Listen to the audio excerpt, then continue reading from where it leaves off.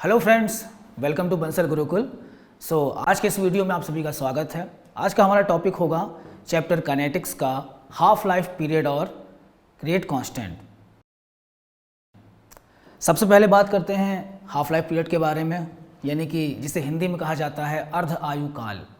नाम से स्पष्ट है अर्ध आयु काल, यानी कि अगर आपके पास कोई रिएक्टेंट है ए,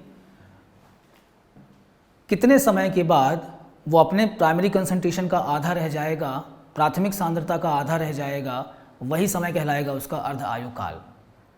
ठीक है, सबसे पहले हम बात करते हैं फर्स्ट ऑर्डर रिएक्शन के लिए अर्ध आयु काल की, क्योंकि सबसे ज़्यादा इंपॉर्टेंट फर्स्ट ऑर्डर रिएक्शन ही है। ज़्यादातर इससे ही प्रश्न पूछे जाते हैं बोर्ड एग्जाम्स में भी, आपके कॉम्पिटिशन एग्जाम्स में भी।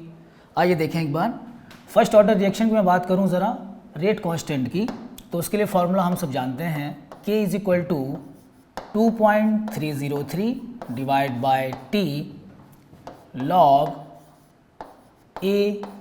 A minus x. यहाँ पर A क्या है? इनिशियल कंसंट्रेशन, प्राथमिक सांद्रता, एकदम शुरुआत वाली सांद्रता जब समय बराबर 0 हुआ करता था। A माइनस एक्स क्या है? T समय के बाद बची हुई मात्रा। सो यहाँ पर A क्या हो गया? इनिशियल कंसंट्रेशन, और A माइनस एक्स क्या है? Remaining concentration. अब अर्ध आयु काल क्या है? एक ऐसा समय जहां पर प्राथमिक सांद्रता, जितने समय के बाद प्राथमिक सांद्रता आधी हो जाए। ज़रा उस वैल्यू को इस फॉर्मूले में पुट करके देखें। So K is equal to 2.303 divide by, अब आप इस T को आप कहेंगे T हाफ। T हाफ का मतलब अर्ध आयु काल, लॉग, अगर ये प्राइमरी कंसंट्रेशन है, इनिशियल कंसंट्रेशन है, तो रिमेनिंग कंसंट्रेशन कितना बचना चाहिए? A/2, जस्ट उसका आधा। यहाँ से आप पाएंगे K is equal to 2.303 T half log 2। अब ज़रा इसे सॉल्व करके देखें तो आपको फर्स्ट ऑर्डर रिएक्शन के लिए एक फॉर्मूला मिलेगा। वो फॉर्मूला है K is equal to 0.693 divided by T half. First order reaction के लिए T हाफ के फॉर्मूले की एक विशेषता, एक खासियत है। खासियत ये है कि T हाफ सांद्रता पर निर्भर नहीं करता। कहीं पर भी सांद्रता शब्द है ही नहीं, टर्म्स है ही नहीं, इस बात का ध्यान रखेंगे।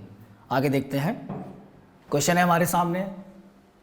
The rate of a first order reaction is 1.5 10-2 mole litre -1 at 0.5 m concentration of the reactant.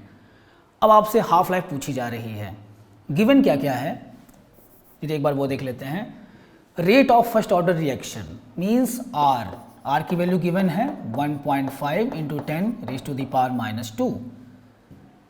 Concentration 0.5 m, यानी कि A 0.5 m।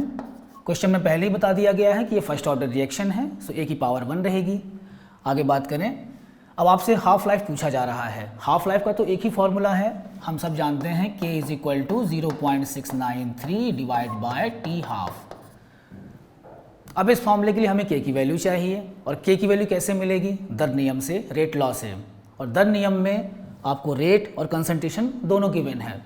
So first order reaction के लिए नियम R is equal to K A।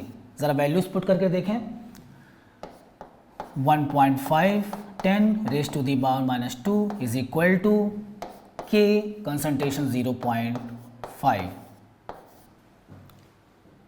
अब इसकी सहायता से अगर आप K की वैल्यू निकालेंगे तो आपको आंसर कितना मिलेगा?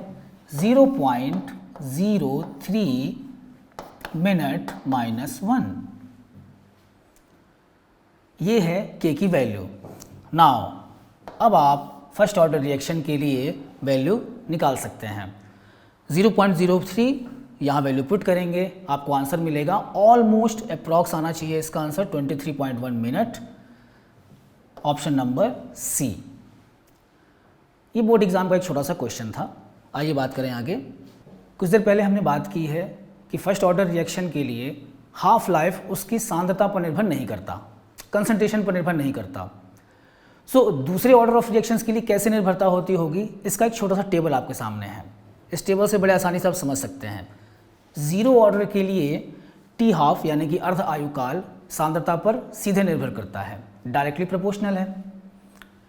फर्स्ट ऑर्डर रिएक्शन के लिए हम सभी जानते हैं C जीरो है, मीन्स इंडिपेंडेंट होता है, कंसंट्रेशन पर डिपेंड नहीं करता।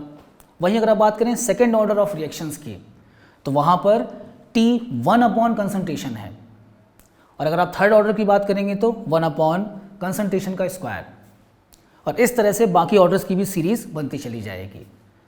इस टेबल से आपको इनके बीच का रिलेशन याद रखने में थोड़ी सी हेल्प मिलेगी, आई होप। आइए आगे देखें। अब बात करते हैं रेट कांस्टेंट की। रेट कांस्टेंट क्या होता है? हम सभी लोगों ने रेट लॉ लिख रखा है। चलिए फर्स्ट ऑर्डर की बात कर लें। सो के ए की पावर 1। अब यहाँ पर जो के है यही है रेट कांस्टेंट। अक्सर हम लोगों से पूछा जाता है बोर्ड एग्जाम्स में रेट कांस्टेंट की यूनिट क्या क्या है, या रेट कांस्टेंट की यूनिट किसी पर्टिकुलर ऑर्डर ऑफ रिएक्शन के लिए क्या है। तो आज हम फर्स्ट ऑर्डर रिएक्शन के लिए निकाल कर देखते हैं, उसके बाद हम सेकंड ऑर्डर ऑफ रिएक्शन के लिए भी निकाल कर देखेंगे कि रेट कांस्टेंट की यूनिट कौन कौन सी होती है। चलिए शुरुआत करूँ मैं। ज़रा फर्स्ट ऑर्डर रिएक्शन के रेट लॉ पर नज़र डालते हैं। R is equal to K directly proportional to A है। यहाँ से K इज इक्वल टू कितना? K is equal to R upon A means rate of reaction divide by concentration. So rate of reaction is what? concentration divided by time and concentration।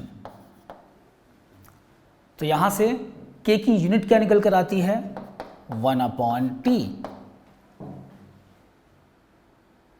अब अगर आप इसे standard value में रखेंगे तो आप ऐसे कहेंगे रेट कांस्टेंट की unit K is equal to second minus 1। Next ज़रा एक बार सेकेंड ऑर्डर ऑफ रिएक्शन की बात कर लें। सेकेंड ऑर्डर ऑफ रिएक्शन के लिए R की वैल्यू कितनी होगी? R is equal to K a raise to the power 2। ये रेट लिया है सेकेंड ऑर्डर ऑफ रिएक्शन के लिए। यहाँ से K की वैल्यू निकालें ज़रा। So K will be R divided by A raise to the power 2। ज़रा R की यूनिट निकालें, कंसंट्रेशन अपॉन टाइम। कंसंट्रेशन, अगर हम कंसंट्रेशन को मोलैरिटी में लिख लें तो ज़्यादा बेटर होगा। आइए यहाँ पर लिखते हैं इसकी जगह पर मोलैरिटी। सो M या मोल पर लीटर में M divided by M square into T। Concentration upon time, concentration का स्क्वायर, तो क्या वैल्यू मिलेगी आपको यहाँ पर? 1 upon M into T, mole inverse second inverse. आगे बात करें थर्ड ऑर्डर ऑफ रिएक्शन की बात करें। So third order of reaction के लिए R is equal to K a raise to the power 3। ये हो गई थर्ड ऑर्डर ऑफ रिएक्शन के लिए रेट लॉ। अब यहाँ से K की वैल्यू क्या मिलेगी आपको? K is equal to R divided by A raise to the power 3, यानी कि concentration upon time into concentration cube. अब इस फॉर्मूले की हेल्प से आप यूनिट की वैल्यूज को चेंज कर करके अलग अलग ऑर्डर ऑफ रिएक्शंस के लिए K की यूनिट की वैल्यू फाइंड आउट कर सकते हैं। ज़रा जीरो ऑर्डर के लिए देखें। जीरो ऑर्डर ऑफ रिएक्शन के लिए R is equal to K a raise to the power 0 means 1। So K is equal to R। तो ये रही ऑर्डर ऑफ रिएक्शंस की कुछ यूनिट्स। आगे की कुछ वीडियोस में हम इन सभी के ऊपर बेस्ड कुछ न्यूमेरिकल्स लेकर के आएंगे जो हमारे कंपटीशन एग्जाम के लिए काफ़ी हेल्पफुल होंगे।